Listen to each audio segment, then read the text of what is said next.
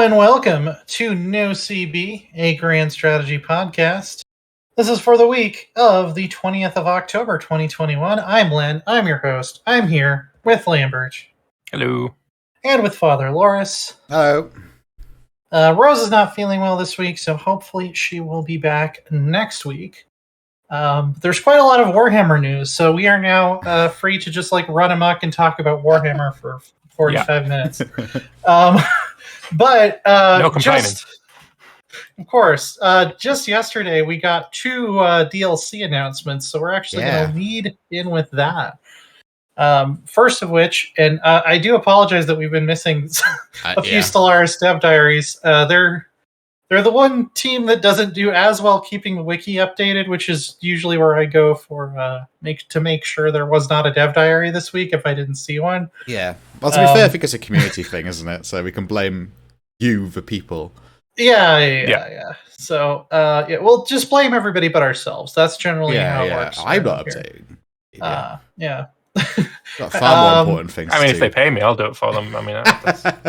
But they're finally giving us an aquatic species pack, which I'm pretty excited about because I like water aliens in games that let you pick what kind of alien to be.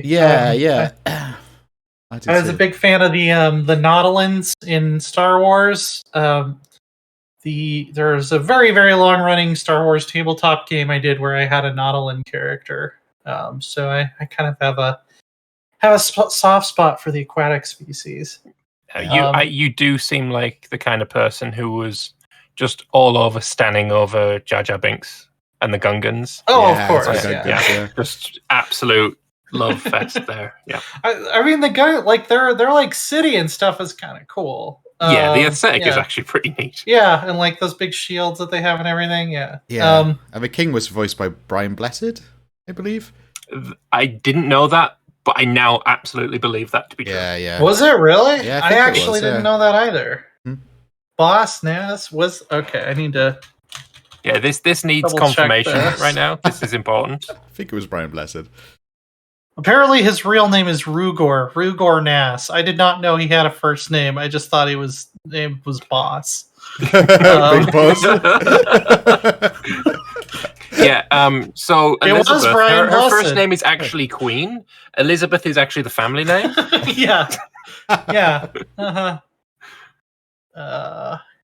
Okay, that was Brian Blessed. I actually had no idea. He's also voiced as a minor character in Kingdom Come Deliverance, which is as soon as he popped up in the game, I'm like, "That's Brian Blessed. I know you."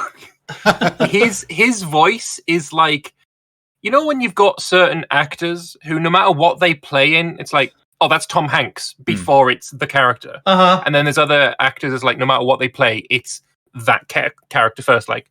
Right. Daniel Radcliffe could play anything. It's like, oh, that's Harry Potter. For Brian Blessed, his voice is like, oh, that's Brian Blessed's voice. Yeah. No matter what he's in, he is so recognizable. It's true. Well, if you look at the pack shot, the promotional image for this that shows three of the aquatic species, I just wanted to point out that BattleTank09 on Twitter pointed out to me that the dolphin one looks like a rant Sona. Yeah. I don't know if you've seen those furry YouTubers that they always have a smug arms crossed anthropomorphic animal of some sort, and they like to talk about being super rational and red pilled and stuff. Yeah. That's what that dolphin looks like. He literally has a 5 head with the big brain and everything. It's he's enlightened by his own brilliance. That really made me laugh. We were saying before the show, there's nothing more rational than getting angry about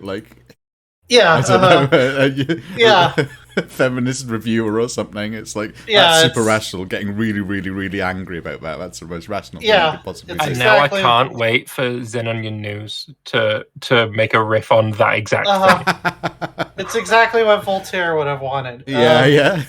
So we don't have a lot of info on mechanics, but there is an event picture that seems to show that you might have a choice between adapting to be able to live on land versus focusing on terraforming everything into ocean worlds. I'm curious how the second one will work. It almost looks like they have like a Super Soaker Colossus.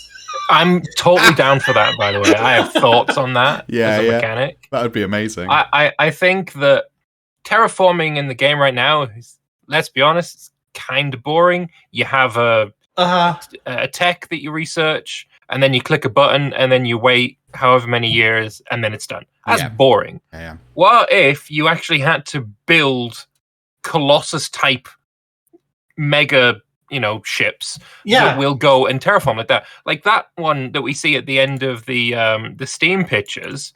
That, like I said, it looks like a big Colossus just pouring water onto a planet. Yeah. I want that.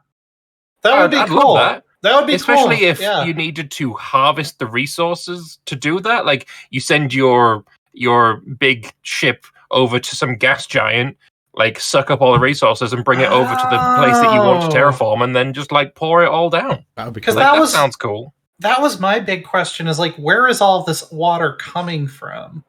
Like, I don't really like. I like the idea if you actually had to get it from somewhere and move it. Yeah. Whether they add like ice asteroids or something like that. But this system has 2 stars. One of them doesn't need any of its hydrogen, right? Yeah. Yeah, why not? Yeah. Just need to get oxygen somehow now. Steal it from the other species in the world. They need oxygen. We're cool. Harvest plantoids, enslave a bunch of plantoids to convert carbon dioxide into oxygen, and then get the hydrogen Algae farm from the is star. your special building. Yeah, that's easy. I'm looking forward to this one. Probably, maybe the most of any of the species packs, just because I've always liked playing water aliens in games that let you do that. I really liked definitely now. In Endless Space, there was the cartel that were like sort of aquatic cartel people. Mm-hmm. I liked those quite a lot. I like the comment in chat. It would be fun if you could instantly drown all the non-aquatic pops. You think like I do when I play. Yeah. That's how I'll drown them all. That's fine. That's like implied, right? Like you just roll up to a planet that has like a primitive terrestrial civilization, and it's just like, hope you guys can swim, and then you just dump, a whole bunch of water on them. You force them to still be pretending like the good guys are the most popular playstyle. Yeah, exactly. Bullshit. You don't have to. And then if they can't swim, it's like, all right, well, we don't have to worry about making a preserve or anything because they're just fish food now. So, and now all I can think of is that Tool song that just has the repeating line "Learn to swim" in it. Yeah, of course. We also had a dev diary last week that we missed, where they showed off the Pompous Purists Civic, which they said was sort of inspired by elves, the same way that the Artificers one was inspired by dwarves. Where they get more envoys and more trust growth, but they can only initiate diplomacy. They cannot receive diplomacy requests, which seems a little weird to me that like a pompous race would be easier at fostering trust. Yeah. Yeah. The additional envoys make sense, but I'm not sure that trust growth fits the idea I have in my head there if they're like very aloof and act like they're better than everybody.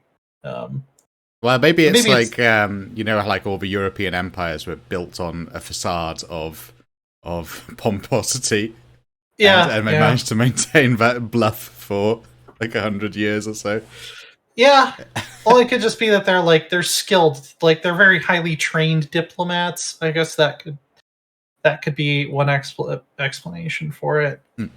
They're trying to add a ship browser to the Empire creation screen, which is great. It'd be nice if you could change the background, because like some ships may get a bit lost in the color of the background. Yeah. Like if you had the ability to change, you just have a black starry sky, or you have the nebula in the background, or you have this, or you have that, or just straight up green screen green.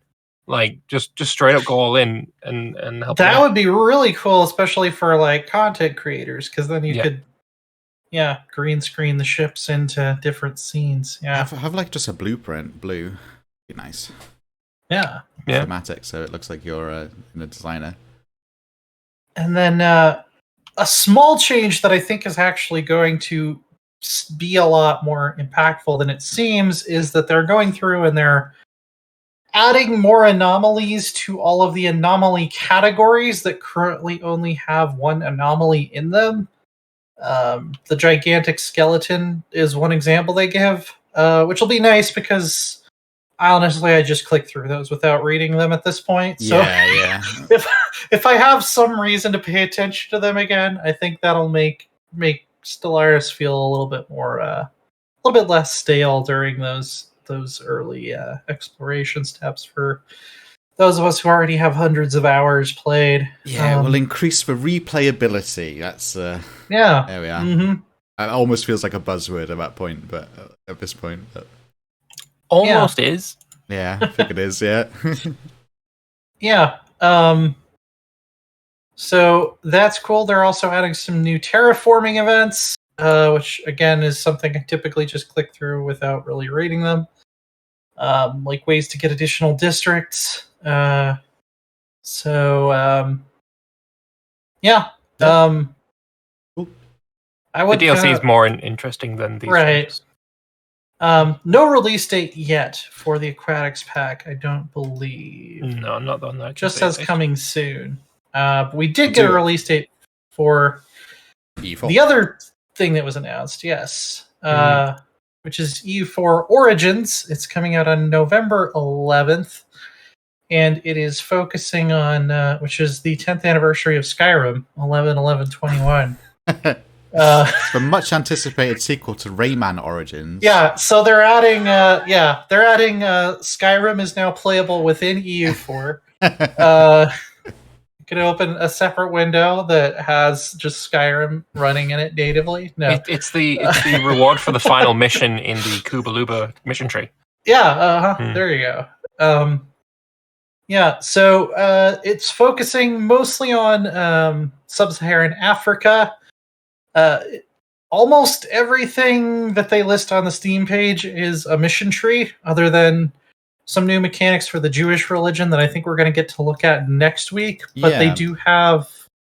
Israel has a which is a new formable, has a modifier to church power now, so Judaism is going to have its own version of like Protestant church power, it seems like, maybe. Yeah.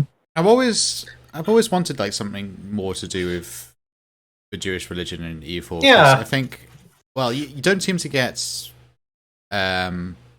Jewish minority stuff in Europe much, which would be cool. Jewish advisors. Yeah, it's almost like development kind of makes that impossible. But events and stuff. It's almost like development is a really bad system. It's almost like EU5 kind of needs to be made now. I mean, I've got a formable. Like, you can form Israel as a formable, right? But presumably, when you're forming Israel, you're going to be doing it as Ethiopian Jews, right? Not. I'm trying to think if there would be another way to do it without, like... You could, if you rushed to conquer Ethiopia before they converted the Jews, then you could do it as any country that would be able to get down there. Highly unlikely unless you're like Flurry. Because you'd have to spawn Jewish rebels and then let them break the country, right? Like, that's the only other way to do it, I think. Unless there's an event somewhere I've never seen that lets you convert to Judaism. But it's I don't know, I always find it quite odd that if you're doing that, your main culture is going to be Ethiopian, right? When obviously the big cultures for the Jewish people as a whole in the world were, minorities in Europe, right? the diaspora. Right, which aren't even I don't think there even is like a Sephardi or an Ashkenazi culture for it. I'm glad you said that because I was going to say those, but I didn't know how to pronounce them, so I didn't want to. Yeah, so I'm glad you took. I mean, I'm pronouncing them a super American way, so I don't know. I don't even know if the way I'm saying it's correct. So that is a little bit odd. It'd be cool if those cultures got introduced, so maybe you could form like Israel. Right. You get the option to... The thing is, they are a diaspora. They are minorities in every single province, right? Or, well, they're not in every single province, but every province that those people existed in, they are minorities in that area. Yeah. And because of EU4 only having one culture per province and no minority system whatsoever, you're just not going to see it ever. Which is a big failure of the development system. If they want to add new stuff for the Jewish religion in this patch, in this expansion, I would love that to also see at least something like Anbenar does, like a province modifier that's like, there's an Ashkenazi minority community in this province, and you can kind of choose what you want to do about them, and then, you could maybe invite them to Israel if you form Israel or something like that. That'd be cool. Yeah. But the main focus is mostly on Africa or sub-Saharan Africa, which we got a look at a couple more mission trees for Kilwa and Mutapa. Mutapa is actually one of my favorite countries in EU4. I like the word; it's fun to say, Mutapa. Kilwa is going to focus a lot on Indian Ocean trade. They can reestablish relations with Persia, since they kind of legendarily, we don't know if it is actually true, but legendarily they say their dynasty was founded by Persians, where they can kind of set up an embassy. They can even get claims on Persia eventually, and convert to Shia if they choose. And then Mutaba has kind of an interesting mechanic where if they colonize the provinces where the Zulu Empire eventually would be, they can actually spawn the Zulu, and you can release them and play as them, or you can make them into a march. Which I didn't like the idea of at first, but it says the AI will not do it, and unless the player is involved somehow, it will not happen before 1750, and it will probably happen around 1816, which is actually when I think it was Shaka Zulu's dad declared the Zulu kingdom. So it's the last 5 years of EU4, basically. Yeah. I mean, no one will ever get that. Zulu World Conquest, though, only forming Zulu, you have 5 years. Historically appeared. Yeah. This is my concern, I guess. But if Zulu exists in the time period, I guess, because it's mind you, Germany is a thing. So in EU4, that's true. So. And Italy. Yeah. Well, I guess Italy did kind of exist under Napoleon, kind of. Yeah, I would say not really. Yeah, not really united or Italian. Or Italian. Or independent. Or independent, yeah. Or anything resembling what it should, what a formable Italy would be. No, it wasn't really Garibaldi's dream to recreate a French vassal state in the north of Italy. Yeah. He did use the French as a battering ram against Austria, though, which is kind of cool. Yeah. I kind of wish that I kind of wish the state was called something different if you form it early.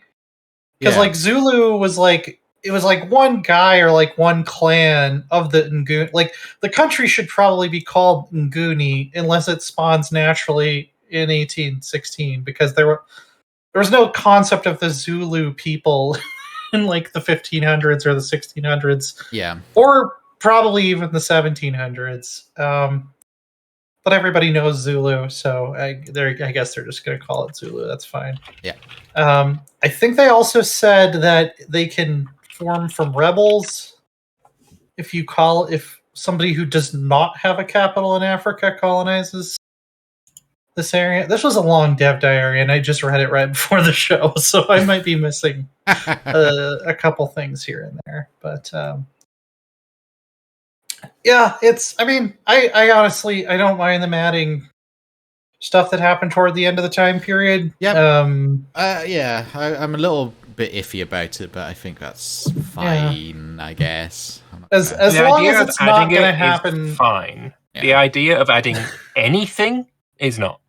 Right? Right. I've got no problem with the specific regions they've chosen, right? That's not an issue at all. Right, exactly. But I think it's time to stop.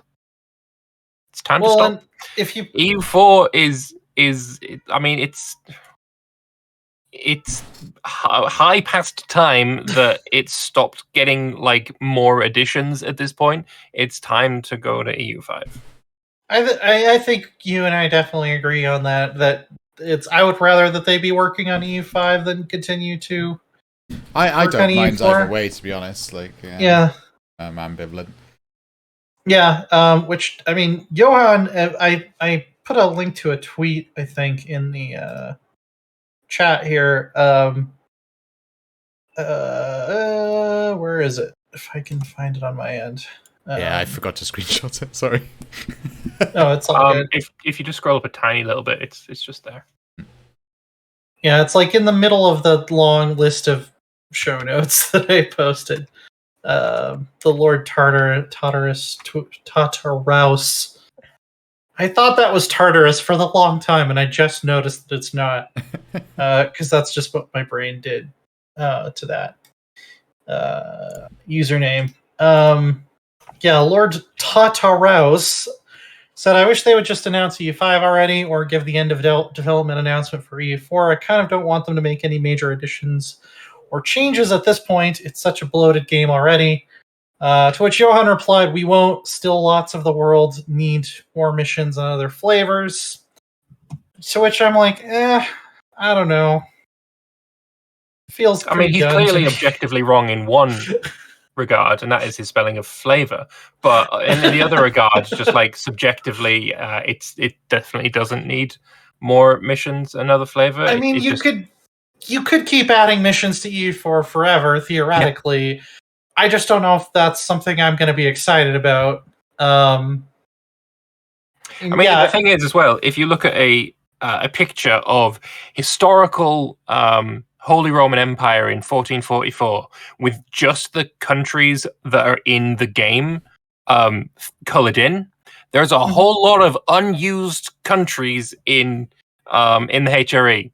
So technically, if EU4 really wanted to, it could just keep adding granularity upon granularity, and all those little miners getting mission trees. And at a certain point, it's like, how much do you really want or need? Because I think we're past the point. Although he has said no, they're not adding any new provinces. Yeah. I mean, I would just be happy with more flavor, really. I would like more flavor in like Japan and stuff, because at the moment you play as Japan and you try and unite Japan quite a lot.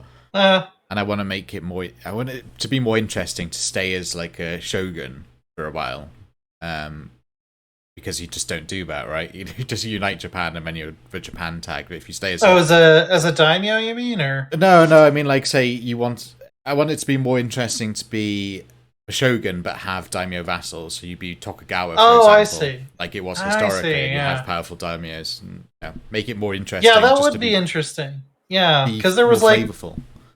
Yeah, like the Shimazu retained a lot of autonomy even during the Edo period. Yeah. They have the best swordsman in Shogun 2, obviously. So yeah, I just like they've also got the best ideas in EU4.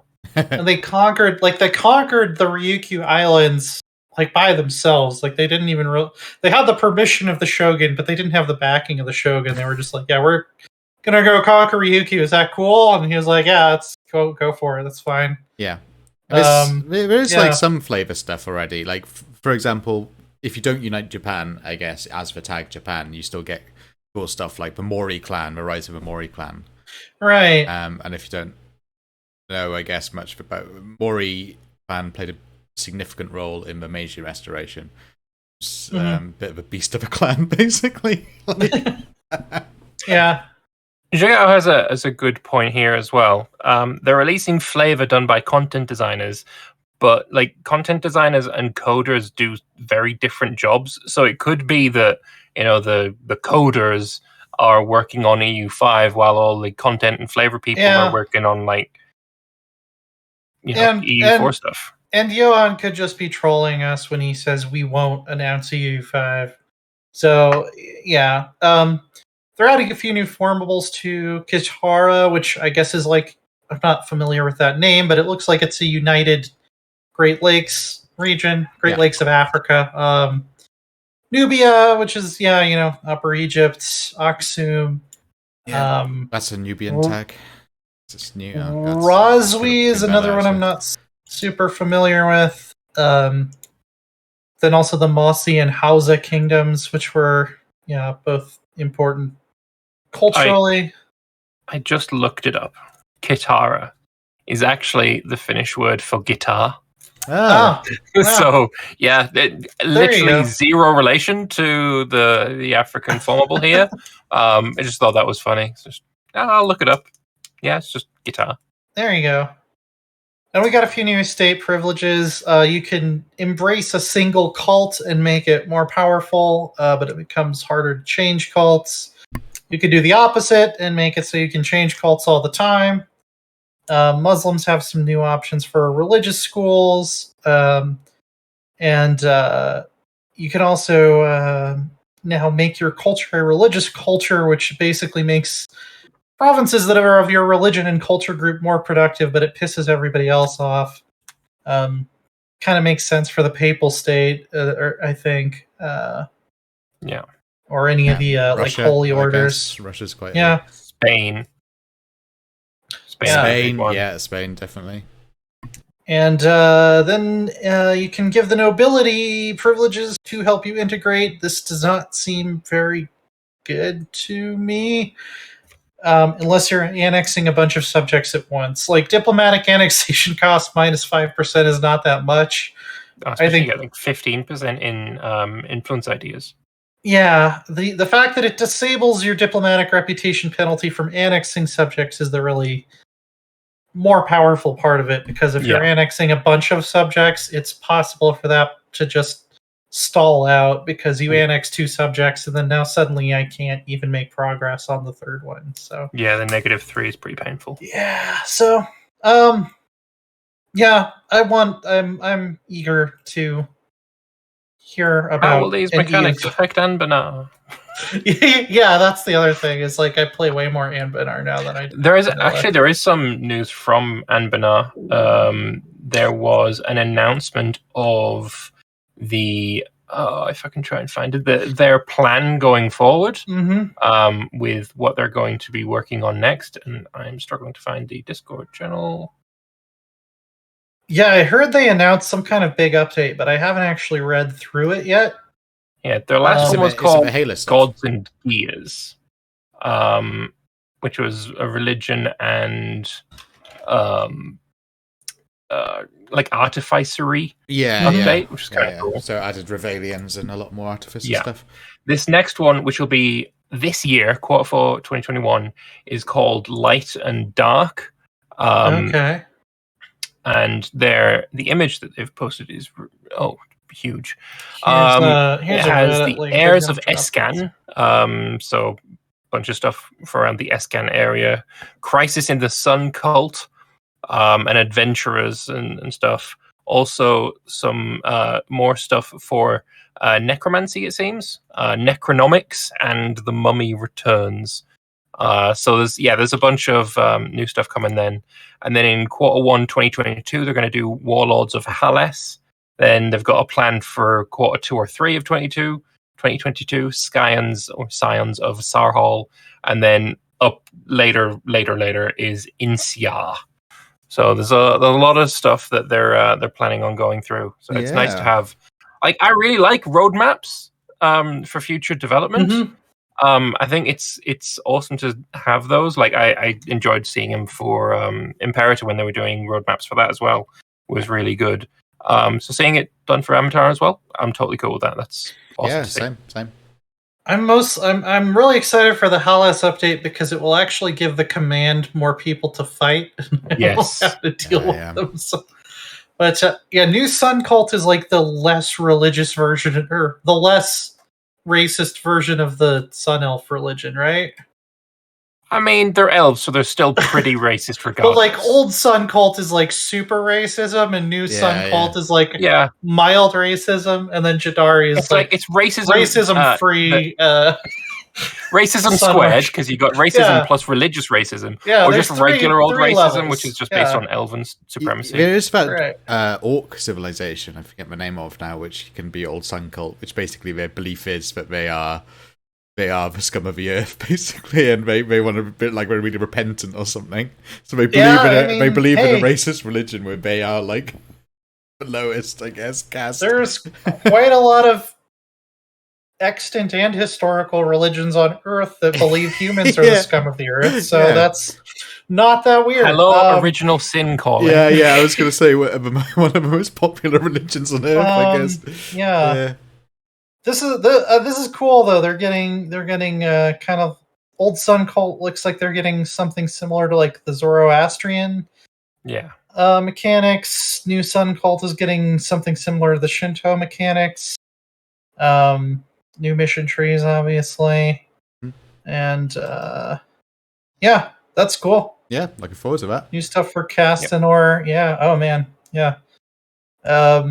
This is a lot more extensive than I thought, based on what people told me on Twitter. So, we do have Vicky to get through too, I guess. Yes, indeed. So this is the latest we've ever brought up Victoria 3, I think. Since we usually do it first. It's nothing revolutionary in this, I would say. No, there isn't. The way that relations work is relatively similar to how it worked in Vicky 2, where your relations with another country is bilateral. So if you have an opinion of 94 with another country, that country has an opinion of 94 with you. It's exactly the same.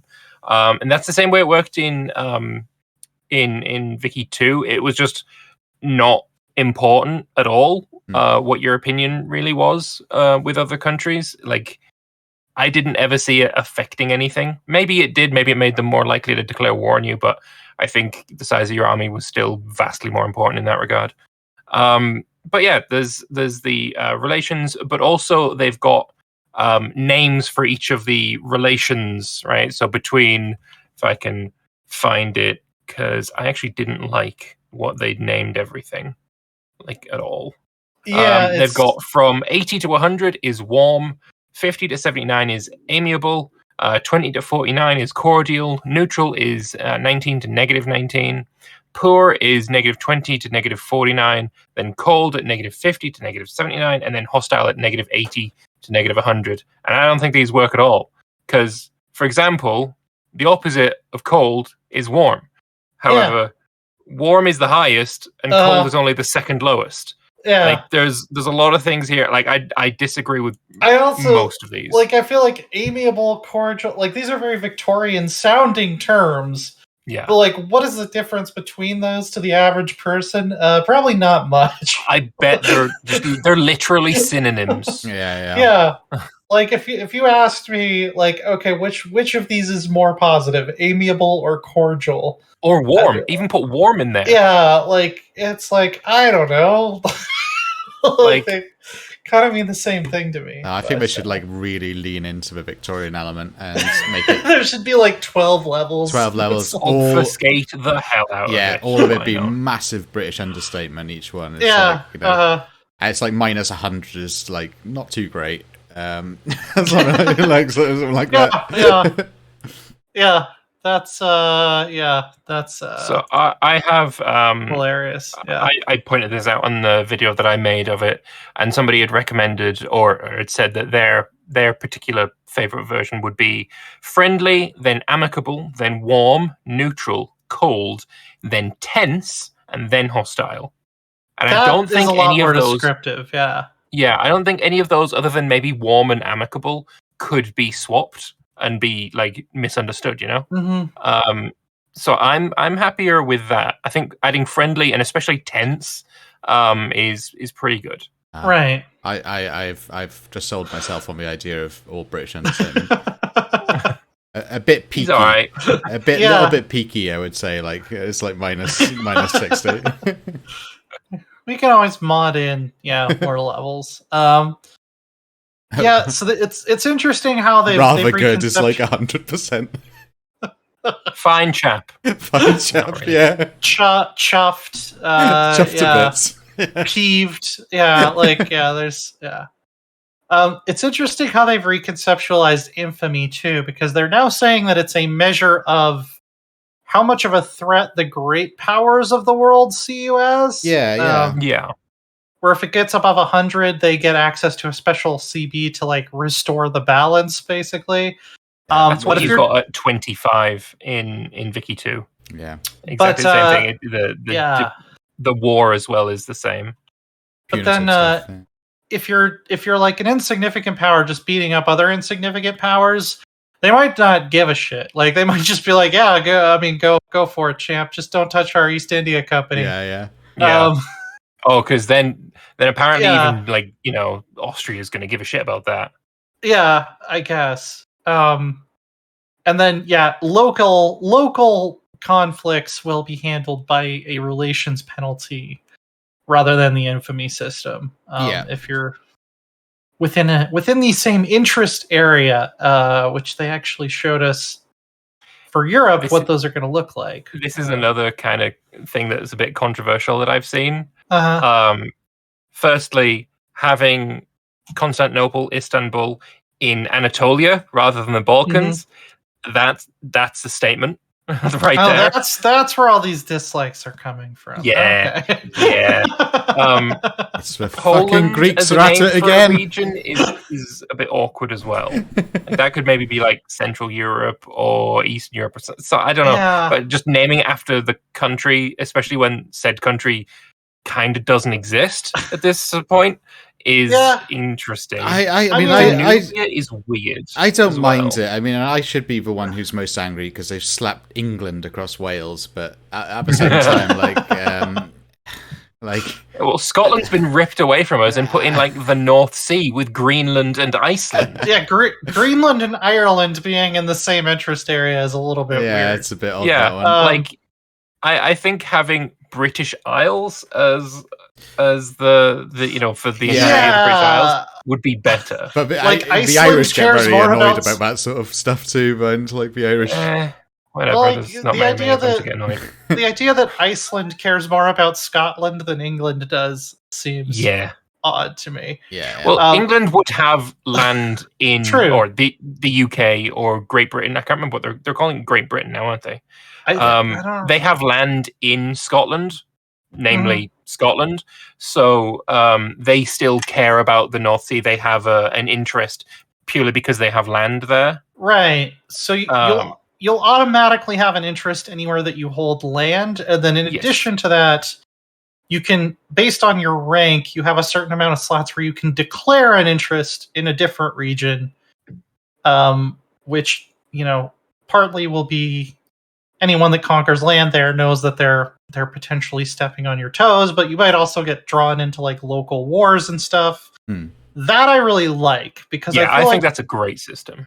It gives you direction to your sort of colonial projects in a way that it can kind of just feel like slapdash in EU4 sometimes. If it's like, all right, I'm going to really focus on developing my presence in China right now, or my presence in Southeast Asia. Yeah. The funny thing is, just like thinking about where each country is at this point in history, right? Great Britain is going to have an interest in England, the North Sea. I'm just talking about Europe here. England, the North Sea, Iberia, the Balkans, North Germany. Is there anywhere else? No, that's it, I think. Oh, and Italy. Like, it's got, obviously it's got Gibraltar. It's got the island of Corfu at this period. It's got the island of Malta. So it's got its even just in Europe, it's got its fingers in so many pies, and that's before you even begin to look at colonial areas. Yeah. Well, I'm very interested in how it could drive conflicts and even serve as a deterrent. Like, you think about how colonies work in EU4. It's like, if I have a colony next to your colony, I might get like a colonial conquest CB, and like, it reduces our relations a little bit. But I like the idea that I could just like declare an interest in a region as a great power that will just like prevent other people from wanting to fuck around in that area. Like, even if I'm not actively colonizing it at the moment, I could just point to it and be like, hey, don't start any nonsense over here, all right? Let's yeah. Hercules also said that we might have the Great Britain might have an interest in North France as well for the Channel Islands. But looking at the map, the Channel Islands are actually in the England region. Yeah, you can barely which is a see move. it. Oh, it is indeed a move. Are they actually provinces? That's interesting. Yeah, I mean, they look red from here. Yeah, they definitely are. It's very hard to see, but they definitely are. I think you're right, little dot of them there. So yeah, I think what I would change here, I don't really like the idea of it being called the Poland region. I don't know, it feels a bit off. Well, and I'm not a massive fan of Danubia, but also I think Thrace needs to go into the Balkans region. I mean, I don't think there is any gameplay benefits from having it in Anatolia. Yeah, because the Ottomans, they have an interest already in the Balkans because they own land there. Yeah.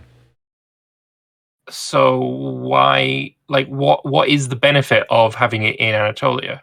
What this means is when Russia, who historically did do this several times, made intentions to conquer Constantinople, the only people who are going to give a shit are people with land in Anatolia, which is the Ottomans and Greece.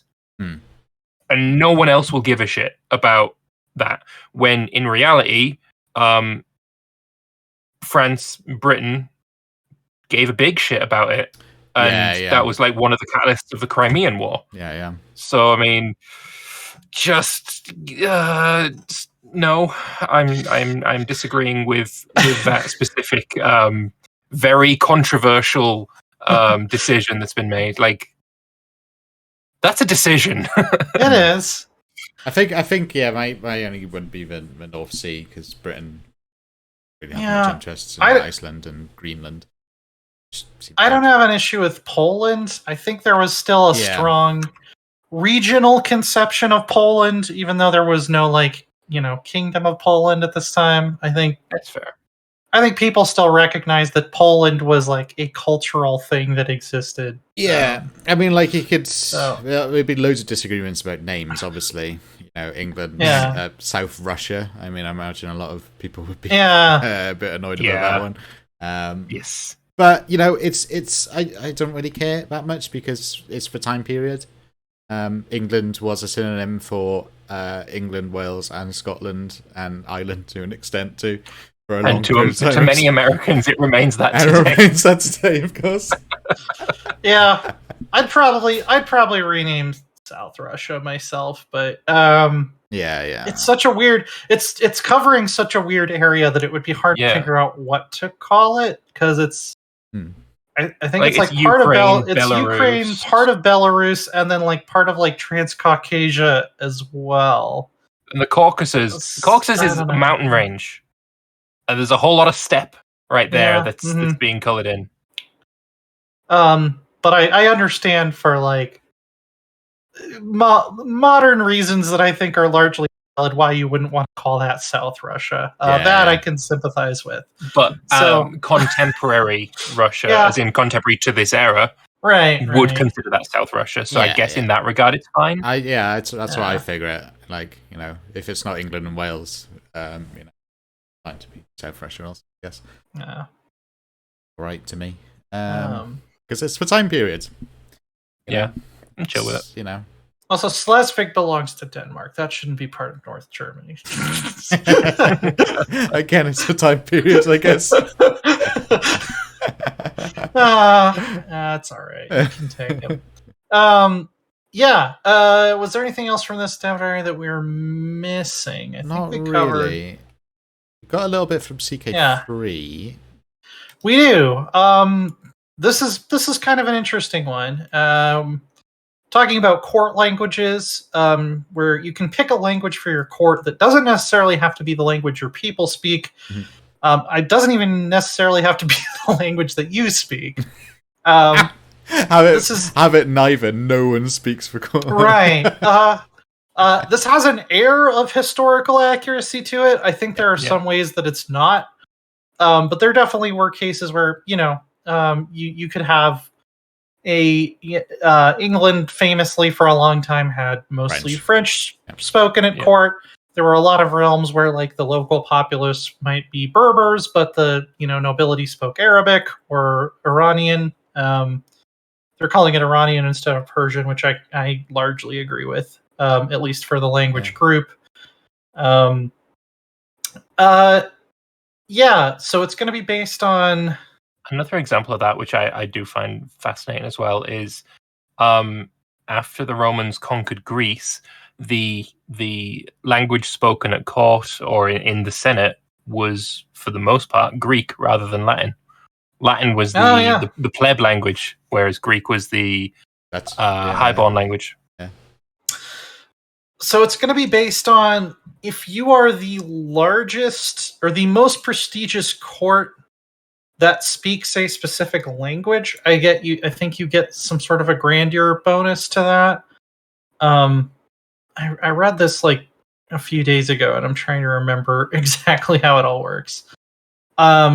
If you have counties in your realm that speak that language, you also get a grandeur bonus. So there will be incentives to eventually adopt a court language that is the same as the language that most of your people speak. Yeah, I mean, like, I find that one a bit odd, because you would have thought grandeur would be based on how aloof you are above the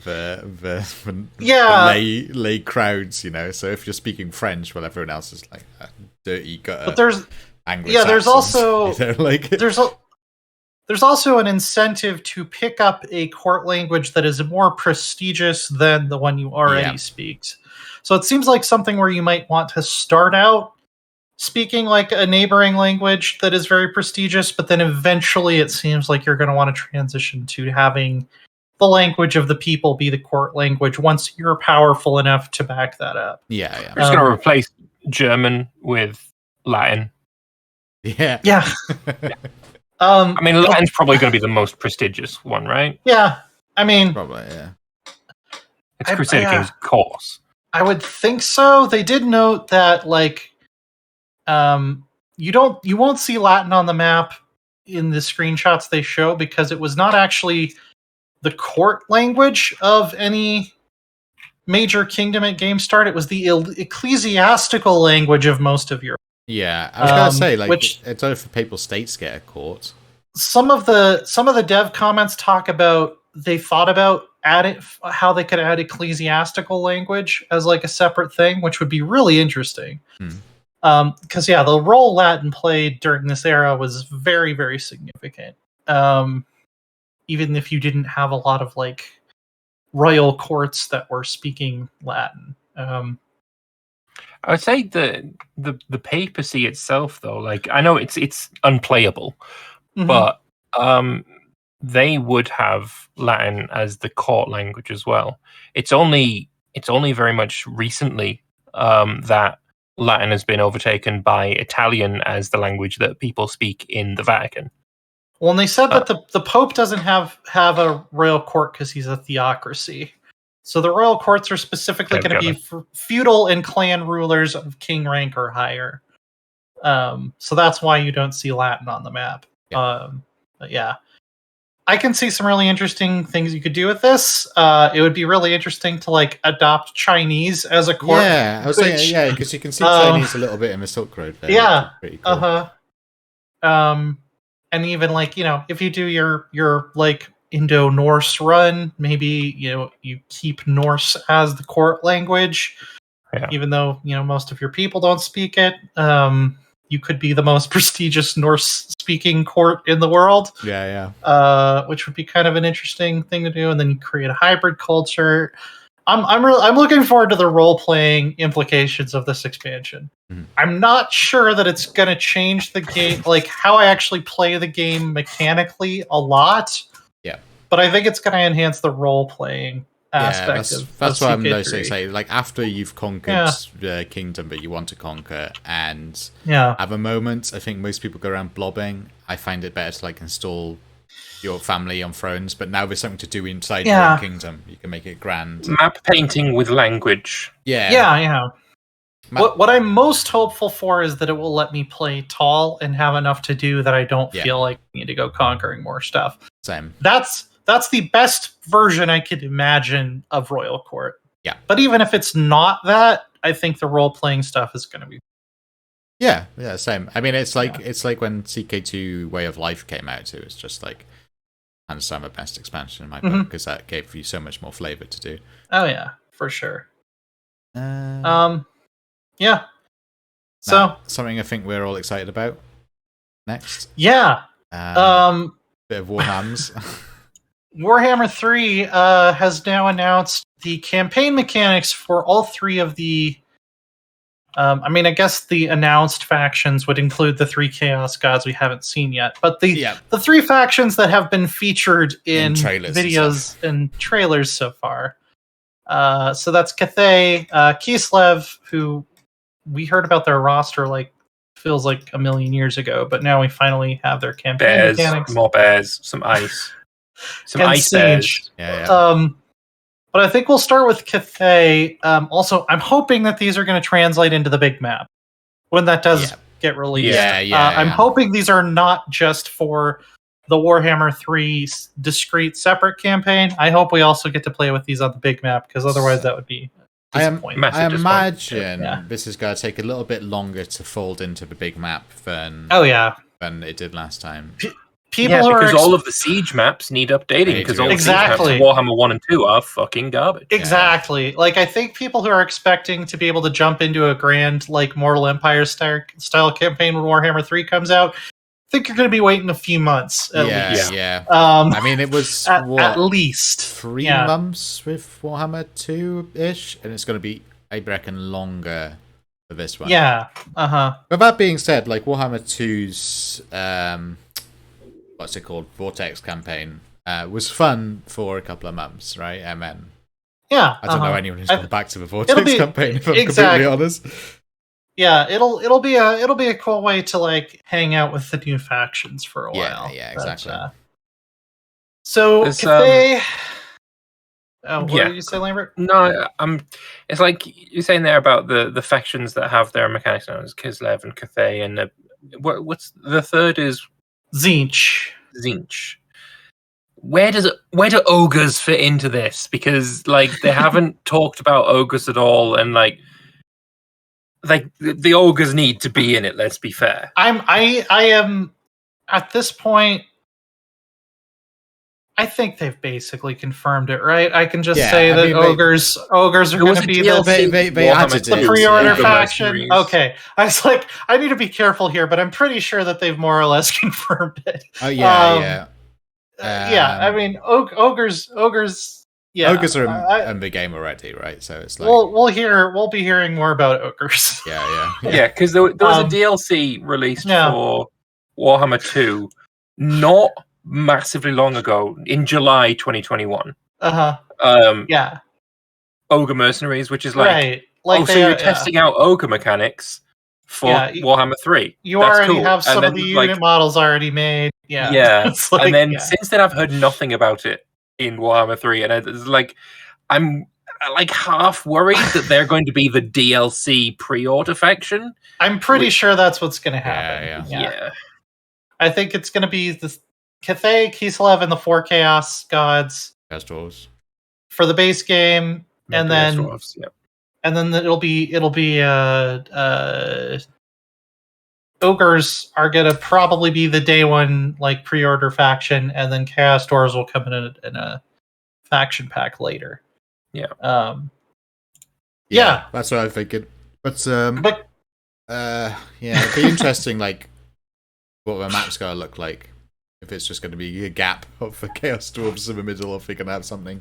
They'll probably stick something. I mean, they'll just cover it in magical bullshit and stick more demons there, maybe. Yeah. I mean, Chaos was still a thing even if you didn't get the DLC. You just couldn't play as them. So I'm assuming it's going to be like that as well. Yeah, maybe they'll have a Chaos Dwarf faction that just has a limited roster and isn't playable. Yeah.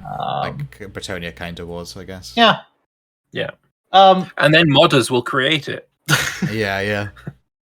So Cathay, Loris, what kind of mechanics does Cathay have going on?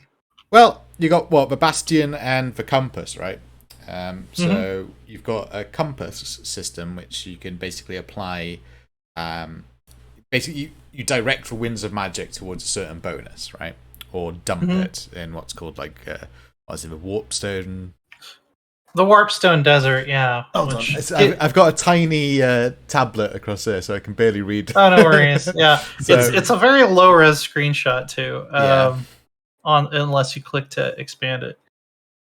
Yeah, so like the Bastion, the Celestial Lake, and the Dragon Emperor's Wrath can actually fill up to level up your bonus, whereas Warpstone Desert is basically just shooting magic into the ground, and it's not going to build up, but it will give you a flat bonus when you have it selected. That's right. It's kind of interesting. It's like, what do you get when you shoot magic directly into the ground?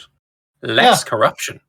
It's I guess it's like, how does magic work in Warhammer? Because it seems to have no fucking rules anymore. The way I see it, it's like landfill. That's what it is. You basically because like the Warpstone Desert is like exerting corruption on you, unless you send the Dragon Emperor's magic into it, and then that kind of like neutralizes it. Right. Is how I was like pushing it back. Interpreting that. Yeah, okay. So that makes more sense. Pouring concrete on nuclear fuel. Yeah. That's it.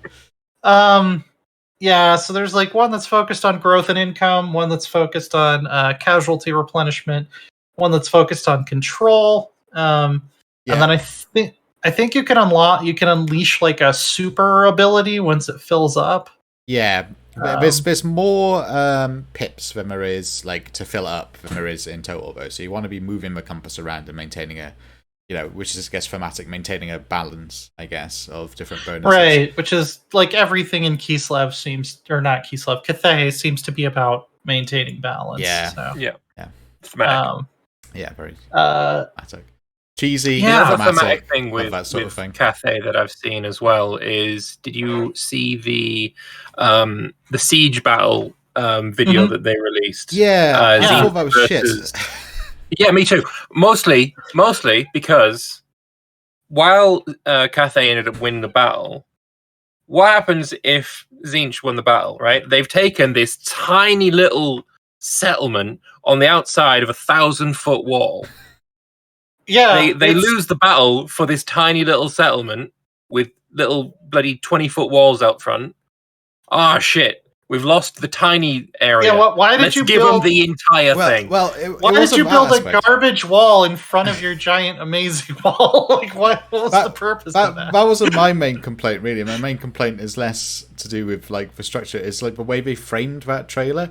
It's like, oh, we've got a new Siege trailer. It's like, brilliant. I get to see gameplay, of a Siege. But instead, they did it like, you couldn't see the Siege. It was all zoomed in pictures of models. It's like, it was like, very highly produced. Yeah. Like, what the hell? I just want to see it happening. Meow has about 2 or 3 animations because they repeated that animation of her looking at her hand with the lightning like a dozen times at least. I mean, that might not be a final. Yeah, no, that might not be final. Her final animation set, but yeah, I do like the idea of her turning into a dragon, though. That's pretty badass. Oh yeah. That's what's called squad goals for me. Cathay is also getting a mechanic that I kind of wish that like all the human factions would get. Same. Which is that they can actually send out trade caravans, which will run into dilemmas along the way, and they can actually be attacked and defend themselves. Like I kind of wish like Empire got this as well. Same. I specifically between like the Dwarven realms and the human realms. That's what I really want. Because Marienburg. Marienburg. Marienburg. Yeah. Trade fleets to Ulthuan. That'd be amazing. So it's a way to make money. It's a way that you're going to be able to interact with the map without having to have a bunch of extra army stacks. I'll tell you what would be cool. Like when you're playing the Huntsman, having your deliveries arrive like on a ship that travels from the Empire. And then it could get like waylaid by pirates, and you have to go out. And that would be cool if there were naval battles in this game. Well, but they didn't work perfectly, so they were removed. Yeah, I mean, like, I don't mind the compromise they made with we just land on an island. And, like, it's better than the auto resolve that they had. Yeah, it's better than auto resolve. How absolutely amazing it would be, because the diversity of ship types in Warhammer Fantasy races versus the diversity that you get in Total War Napoleon. Ship with sails fights and fires at ship with sails. It's awesome. Like the ship battles in that game are absolutely amazing. But Black Ark versus Dwarven freaking ironclad steamship versus sleek elven like half flying ships. Like, there's so much you can do, and instead we had auto resolve. And now we have, let's go over to this island and fight, and then we'll come back. My favorite Total War naval battles wasn't Empire Napoleon, really. It was All of the Samurai with the ironclads and stuff. Yeah. That was the most, because, it's like you go full steam ahead, and you got this big ironclads, and things are pinging off the side of it, and then suddenly something hits the what's it called, where we store all the explosives, the magazine, and then bang, it explodes. And I also just love how ridiculous the Japanese ships of that era are. It's just like a floating castle, basically. That's the thing. And then a Korean Gyeobukson as well. Some. You can make some like really cool, diverse things. But Warhammer could just do it more, because it's Warhammer. Yeah. Well, we're not going to get another 3 years for max. They think they've licensed off. Off thing. I think they've announced that officially. Yeah, sure. Although they said they plan to support Warhammer 3 for a long time, so I would expect that we'll get quite a bit of DLC for it. I don't know if naval battles are within the scope of being added in DLC. I think there was some weird rights thing where that was already debunked. That was debunked? Okay. Yeah, because Man of War is like a separate game. But I played one game of Man of War in my life. It was freaking great. Is it? Oh, yeah. Is it good? No, I remember it was a bit janky when I first saw it. I was about 12. Oh! All I can remember is having a lot of fun. I can't say anything more about it. Yeah. It was great because I brought in... I had a Playmobil ship. No, so I mean the video game Man of War. Man of War was... Oh, God, no. I'm talking about physical models. Yeah. The physical models were cool. I love the Skaven, big rotting husk ship, which is really cool. Diversity of ship types. It'd be amazing. Skaven should just get, garbage islands. Go around adding more shit to your garbage island. Well, Skaven's I could main naval see thing is already in it. It's Clan Scurvy, isn't it? I think it's the... Oh, okay. I'm already in the game. Sorry, Lambo. I was thinking as well, if Total War doesn't do it, it'd be great to sell the rights to for either Man of War rights or just Warhammer in general rights. Ultimate Admiral, those guys, they do Ultimate General as well. But imagine Ultimate Admiral, Age of Sail, I think it's called, but with Warhammer ships. I haven't played it. Badass. I'd be sold on any sort of Warhammer naval. That'd be interesting, yeah. Pretty cool. Yeah. So the other thing Cathay gets is their tech tree, like most other things, is split between yin and yang techs, and if you go too far in one direction, you will be out of balance. Yeah. So you kind of have to research an equal amount of text from the upper part and the lower part of the tree to stay in harmony. It's cool. Which is, I like that. Yeah. Keeps with the general theme of the faction. They also got the Great Bastions, but there's nothing much really to say apart from their walls. It's going to be cool. I like the decision making that's going to go into sallying out versus hunkering down. Yeah, and when to decide how to do that. So yeah, they do call them impassable walls. I hope they're actually impassable. Yeah, I hope Creative Assembly have finally figured out how to fix the gate bug, because otherwise, Great Bastion's not going to be much of a bastion, is it? If you could just send one squad of demons to besiege it, and then march the rest of the hordes of chaos directly past it. Yeah, that's not that wouldn't be great. No, that would not be great. So Kislev are getting a devotion mechanic since they are very religious. So destroying chaos armies, sacrificing captives, certain various buildings and decisions.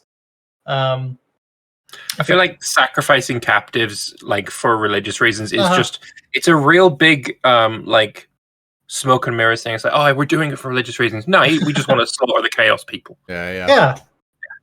It'll drop if you declare war on other Kislevite factions. So it seems like you'll kind of be forced to confederate them by other means. It won't be good to just like try to conquer them all, on turn 10 or whatever. Which sounds, I quite like that. That was quite fun with the new Empire mechanics too, right? The Civil War mechanics and the authority and all that. Pretty cool. That was a great update. Yeah, it was. And then they can spend it on one of their 4 gods to get bonuses, which is cool. And then this is the most interesting part to me, which is the spiritual conflict thing, where it's kind of between Costalton and his like orthodoxy, and then Katarine and her like ice witches. Yeah. So I think you're kind of choosing between like the old ways and like the new like orthodox patriarchy type thing. Yeah. Which have got great models too. Yeah. I remember from a trailer, you got the little Rasputin model. He's like waving his flag around. It's great. And you can spend either devotion or money to support your side. Very interested to see how that's going to play out. Yeah, same. So, I mean, obviously, I'm going to be on the Ice team. I don't know what these guys are talking about. But. I mean, even before Kislev was announced as a thing, I'd put you as that. Yeah, obviously. Honestly, probably the same. Because Ice Witch riding friggin' the polar bears from his Dark Materials. Yeah. I'm all in on that. That was filmed near where I live, actually. I think I talked about it. The movie or the series? Because the movie was shite, but the series is amazing. Series, you know the ice place where they spend ages, like the little fishing settlement. Svalbard. I don't know. Oh, right, that one. Yeah. That was filmed like road from me in a quarry. And then I can see that. Yeah. Much like Cathay, Kislev has a mechanic that I wish all of the human factions would get. Which is they have something called an Ottoman, which is basically it's basically a governor system. They can only be summoned onto the battlefield as a lord in a limited capacity, but they do level up and like improve their settlements and stuff. Which I would like if all the human factions and most of the order faction. This would be great for Bretonia. I was going to say a vassal because I basically with Bretonia anyway because it's basically free chivalry just to hire someone, dump them into a city, and let them just pray 24/7 until the chivalry goes up. So it's like may as well just make it that race. Yeah. And then they also have like a wizard school that you can send your frost maidens and your ice witches to to level them up without having to like send them into battle to get XP. Yeah, that's another thing I want other people to have. I quite like that. Yeah. Be it like it'd be cool to have a college of mages or something. Yeah, so the Empire, the Empire has the Imperial College of Magic in I forget the capital. Right, Altdorf. Altdorf, I was thinking the province Reichland. Like the Mages College there, or having the gunnery school in Nuln. Yeah. Like this kind of thing is like I want more of that. Yeah, same. Yeah. Cool. That's the thing though as well is a lot of the faction specific mechanics in Total War feel like you've given this one really cool thing to one faction when it fits everyone, and everyone kind of should have access to it. Well, they do like you were saying there about Cathay's trade. Like that should be for a lot of different factions. Yeah. I think they do. They have done that in the past though, when they had a crafting mechanic for the Tomb Kings. Everyone's like, why don't dwarves have crafting mechanics? And then they added it for the dwarves, so that's nice. They should give the ability to have just free troops to the vampire counts as well. It's like they do. I have to pay. You do. It's a tech now. They added it. Yeah, I know, but that just reduces upkeep. Like I'm it's talking 100%. About like. So is it just the same as the Tomb King one now? Yeah. So they make skeletons and zombies completely free, which is amazing. Oh, cool. You get to that point, and it's like shit. Now I've got like, I've got my zombie stack, and they go in, and they'll just like be meat while my actual stuff goes around. Oh, Wind of Death. Yeah. Here are zombies. Hold them in place. I'll Wind of Death them. That's right. Yeah. Just stick them in front of the walls so that they waste all their arrows. And, Then send in the real army. Yeah.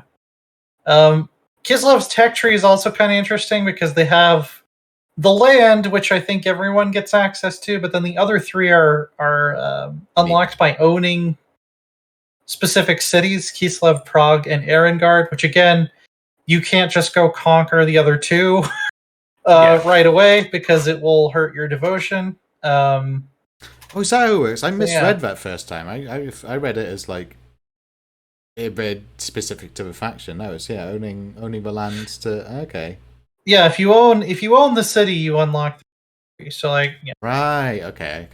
And they each kind of specialize in different unit types and things like that. So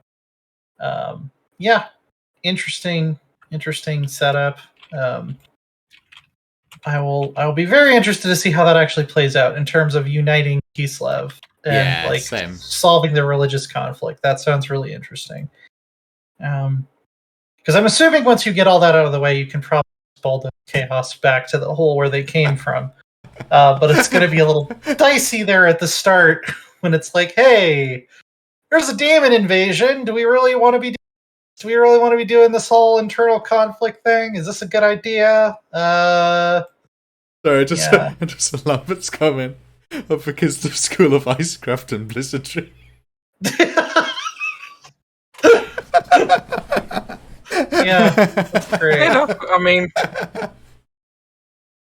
it's very good. I think it was that. That's very good. I like that.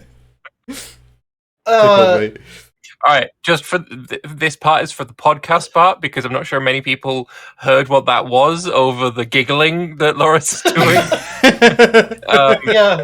When talking about the magic school for Kislev, it's like Hogwarts, so it's the Kislev School of Icecraft and Blizzardry.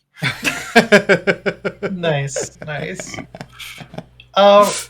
So the real bombshell though, and the one that I might be most excited about is Siege. Yeah. Which I wouldn't have thought would be the first one that they would flesh out like this, really, because I thought they would go with the basic bitch chaos god, which is Khorne. Well, we've already seen Khorne's roster, but we don't know it all. Yeah, rubbish. Basic bitch. Rubbish chaos god. Hey, I love Khorne. Yeah. So. So you like tentacles too much? Tentacles and weird pustules. It's Nurgle and Slanesh for me, both the best.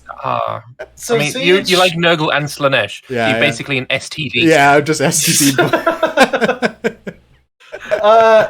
So Siege can basically gather grimoires by like putting like weird Cthulhu libraries in other people's territory, starting cults, all kinds of fun stuff like that.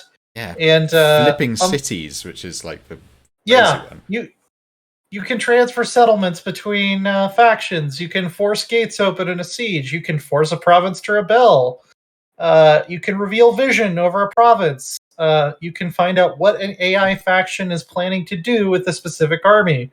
You can stop all of their armies. You can give a faction you're not allied with a war coordination target that they will then have to follow.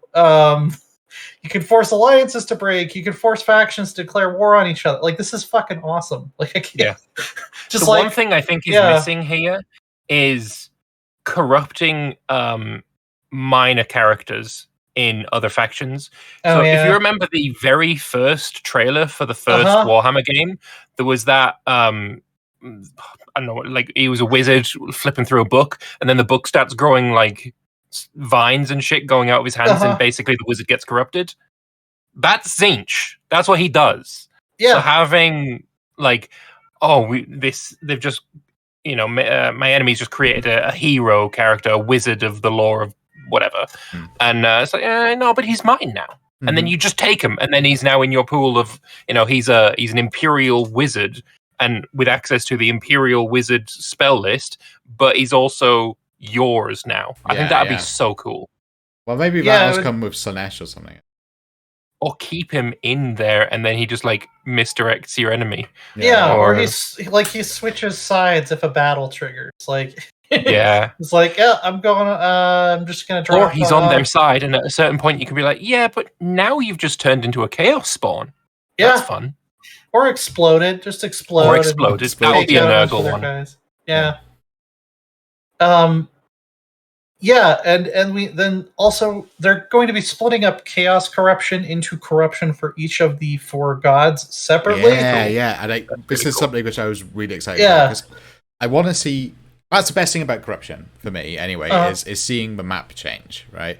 So when you're a vampire, covering your the empire in what's it called? Darkness. Yeah, spooky. Yeah, just make everything spooky. Yeah. It's literally called the Spooky is the official lore name. I think everyone who plays this game has got me and my friends. Spook spread. I don't know why they call it. Like you know that Zerg stuff that's spread all over the place in StarCraft. Creep. Yeah, but we didn't know what that was called. And we also didn't know what Queso dip was either. So I know we started calling it Queso dip, which apparently is something Americans have. We didn't know what it was. Queso dip, yeah. So that's what they spread. So we've just called that Queso dip now. It's spread across the empire. No idea what Queso dip is still. I apparently it's some sort of sauce. It's a cheese sauce, and it's queso. It's Spanish. Yeah, it's queso dip. Yeah, that's right. No, I'm thinking chinchillas, man. I was like, isn't that an animal? Yeah, queso just literally means cheese in Spanish. So, okay. Well, that's a fun thing as a vampire. Spreading a queso dip everywhere all over the empire is great. And seeing the terrain change. It was the same with getting the chaos stuff. Say if you're playing Marathi and you're spreading like chaos on Ulthuan, it's cool to watch Ulthuan turn into like some volcanic madness. Now, I want to see what the different chaos corruption types look like. So imagine Khorne's going to look kind of similar. It's going to be all volcanoes. Well, like in the Beastmen have blood grounds now, which look like different from the regular chaos corruption. Which, there's just going to be all kinds of bullshit all over the map. Yeah. And the Skaven corruption is so subtle, but it's great. You start getting like like little dens and wheels and just big piles of shit and scaffolding, but and then all the trees are mysteriously gnawed down. So I love that sort of stuff. It's great. But then the Chaos Gods are also going to be competing to see which one of them is Ascendant. And if you're the Ascended Chaos God, your unique abilities become more powerful, which is really cool. So, I'd like to see more stuff as well about the specific rivalries. Like, instead of just, I'm the best, it's like, I'm the best and you are the one that's not. Like the Khorne hates Slanesh, Nurgle and Tzeentch have that rivalry going on as well. Like, I'd like to see that play a part as well. Can you bring the Great Horned Rat in? Yeah, he's not Chaos God. Well, but if the Great Horned Rat became the Ascended Chaos God, but that's Age of Sigmar stuff, isn't it? I think what happens in Age of Sigmar. Doesn't exist. So that's it. Yeah, it doesn't exist in my mind. No. Yeah. Yeah. Tzeentch also gets teleportation, which is unlocked through technology. So that makes sense. I tell you one thing, like about the Age of Sigmar stuff. I like the new models for like the old factions. I like the new Skaven models, but whenever I go to look at them on the Game Workshop website, clicking the Chaos tab to go look at the Chaos thing feels so wrong and dirty. It like really puts me off. Like looking at the models, it ain't right. Yeah. I think my other than the fact that I don't think Age of Sigmar should exist, right? My biggest problem is the models for their flagship faction, the Storm Sigmarines, fucking whatever. Sigmarines. Literally, not a single model in that range looks aesthetically pleasing. They are all, without exception, fucking ugly. Yeah, I hate them. I hate Space Marines anyway, but like, and to have the bastardization of poor Sigmar turn into like bad Space Marines. So I had a low bar anyway, and it's worse than that. The worst thing is people using these Sigmarines to convert Space Marine models. It's like, oh yeah, I've got my Blood Angels army, and half of it is made up of fucking Sigmarines with Space Marine helmets, and I hate it. I hate it so much. I hate it really, like an unreasonable amount of hate. Yeah. Same.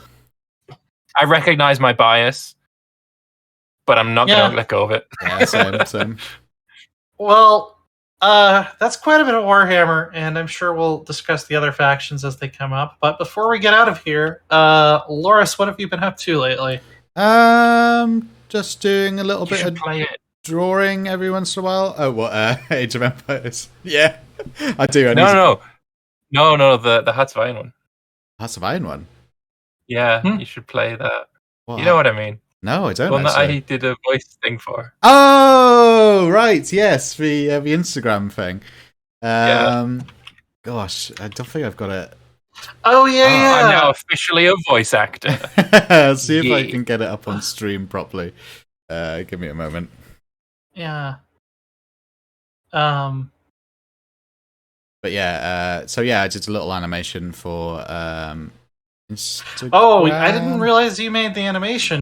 Yeah, I knew it was based on your comic. But... No, I made it. Oh, cool. Oh, let's see if I can actually... There was a Hearts of Iron 4 dev theory, by the way, but it's a lot of complicated AI stuff, and I couldn't make a lot of sense of it, so... anytime I open up a dev diary and it's like screenshots of Visual Code Studio, I'm like, yeah, I don't know what's going on. Honestly, all you really need to know is T34 go burr. Yeah. No, yeah. I can't get it up on the stream, sadly, because the janky way I've set up this browser system. I'll put a link in the show notes for you guys to watch that. But yeah, it's quite good. So Lambert voiced it because my voiceover was terrible. So Lambert did a much better job at voicing over it. Thankfully, he came to my aid like last minute. It was like, oh, I can't do voices. And Lambert did a great job voicing over it, and yeah, it's on my Instagram now, along with a little condensed little comic. I've already seen, but I had to redraw it because I had to make it look good, you know. Yeah, that's about it. Bit of drawing, bit of Instagram stuff. Still doing bits and bobs on website, learning more bits to do with PHP. I managed to make myself do even more work because I want to have like angels at the top of a website lap as they ascend as you scroll down and look at the comments. That would be cool. Can't quite get it to work because I'm an idiot and I don't know how to program stuff. Somebody who knows web design, please help me. My website is dying. That's right. Yeah. Tell me how to budget my website. Yeah. Include less hyperlinks. No. Yeah. Zinch can help you. Just go ahead and open up one of those grimoires. Yeah, he has a whole series on web design now. Oh, no. Yeah. You're not going to get any viruses because that's the opposite of Zinch. That's the Nurgle. That's the worst. And you turn into a programmer, which is the greatest curse of all. So yeah, programmers are Zinch's modern servants. Yeah, we all know this. Yeah. Yeah. They tear open reality and rewrite it to their whims. Yeah, Lambert, what about yourself, other than voice acting this animation? I mean, that wasn't a big part of my week, but I've been playing some Old World. Been going through the story scenarios for Carthage and that, which has been quite a lot of fun. Romans can kiss my ass, because holy shit. It's like, I knew it was coming. I know what happens to Carthage. Like, I know the historical realities of what happens. But holy shit, they didn't need to make it that bloody hard. So yeah, that's. I've been playing a lot of Old World. Playing a bit of Imperator. I did an achievement run with Armenia not too long ago, and the final episodes of that are coming out on my YouTube channel either already or soon. I don't know. So I've only got 3 achievements left in that game to get.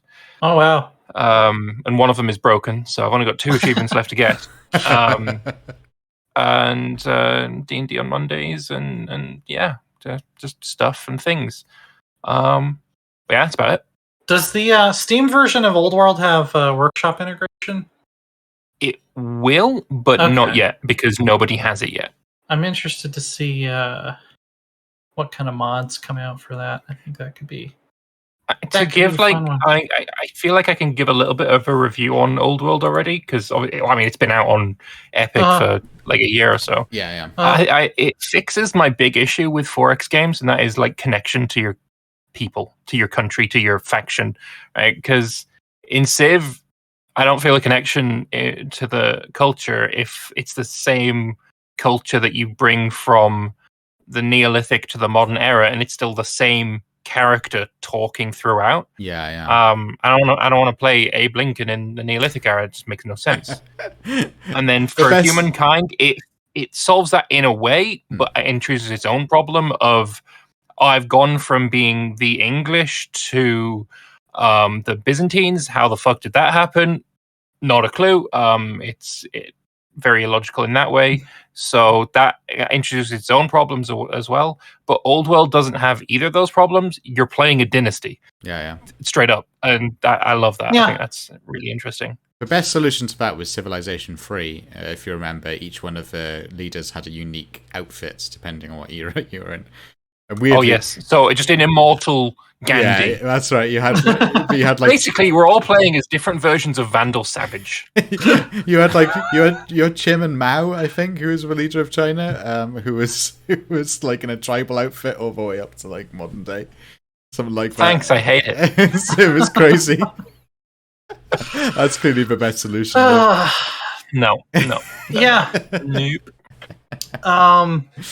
Yeah, well, I've been working on a review I can't talk about, but I've been listening to a lot of throat singing. So, which type? I like Juve by That's a good one. That's my favorite. That's a good one. Yeah. Yeah. That's the one that made him famous. I think exactly the album that I've been listening to. Yeah. Yeah, thought so.